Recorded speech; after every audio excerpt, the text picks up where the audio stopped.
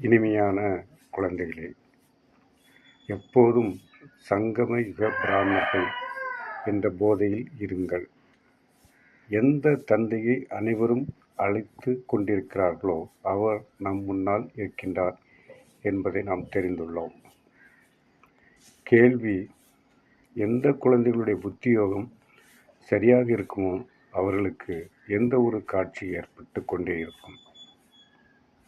பதில்: சத்தியுக புதிய ராஜ்யத்தில் என்னென்ன இருக்கும், நாம் எப்படி பள்ளியில் படிப்போம், பிறகு ராஜ்யம் செய்வோம் என்பன போன்ற அனைத்து காட்சிகளும் எந்த அளவிற்கு காலம் அருகாமையில் வந்து கொண்டிருக்குமோ அந்த அளவிற்கு காட்சிகள் ஏற்பட்டு கொண்டே இருக்கும்.